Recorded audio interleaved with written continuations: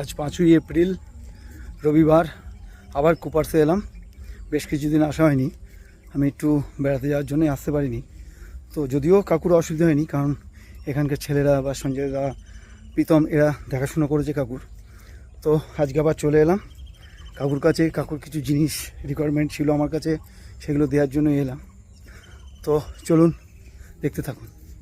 পোতা শাক গাছগুলো বেশ বড় হয়েছে, লাল শাক হচ্ছে, সুন্দর লাগছে, বেশ বড় হয়েছে জল পেয়ে। এখানকার ওয়েদারটা বেশ মনোরম রয়েছে। কিছুক্ষণ আগে এখানে প্রচণ্ড বৃষ্টি হয়েছে বললো, তো আমাদের দিকে তো বৃষ্টি হয়নি, এতক্ষণে মনে হয়ে গেছে। তো খুব সুন্দর পরিবেশটা, খুব ভালো লাগছে।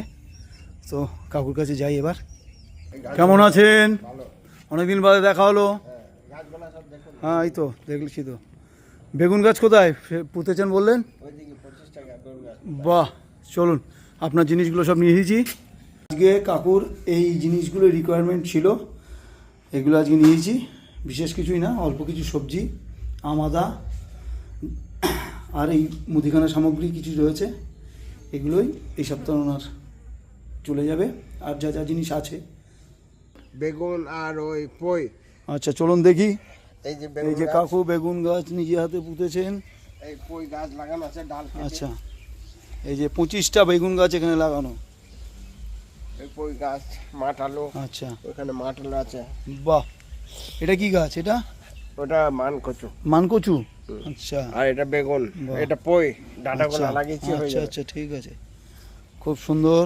সব থেকে আনন্দের বিষয় কি জানেন, আমি এখানে যে দিন 10 আসিনি, ওনাকে বলেই গেছিলাম যে আমি একটু বেড়াতে যাচ্ছি, দিন 10 থাকবো না। তো এই 10 দিনে উনি না হলেও 3 থেকে 4 বার আমাকে ফোন করেছেন। প্রথম আমাকে ফোন করেন যখন আমি দিরাঙে, কেমন আছো, সবাই কেমন আছে। তারপরে আবার তাওয়াংয়ে উনি আবার ফোন করেন যে সবাই কেমন আছে, সবার শরীর ঠিক আছে কি না। এবং পরে আবার একবার ফোন করেন উনি, হ্যাঁ সেটা আমার মনে পড়ছে না ঠিক কোন দিন। তো উনি ফোন করে জিজ্ঞেস করেন সবাই ঠিক আছে তো, কবে ফিরছো। তো এটাই সবচেয়ে বড় পাওনা আজকে এখানে এসে। এই যে উনি আমার রক্তের সম্পর্কে কেউ হন না, এটা আমার একবারও মনেই হয়নি।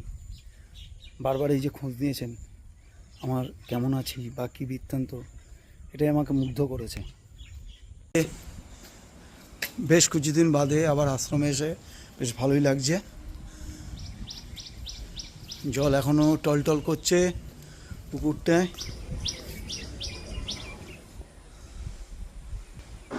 খুব সুন্দর পরিবেশ। এখানে কুমড়ো গাছ লাগানো হয়েছে, আর এদিকটা ভেন্ডি। এটা আলমপুরের ডাঁটা। আচ্ছা, লালটা।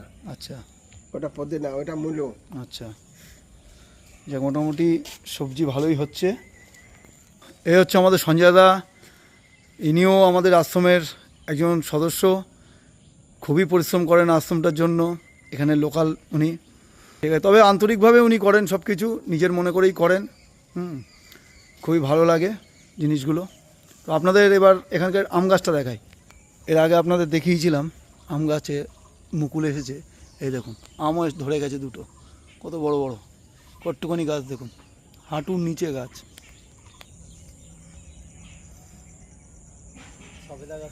তো আজকে এই পর্যন্তই, আশ্রমটা ঘুরে গেলাম, আবার পরের দিন আসবো।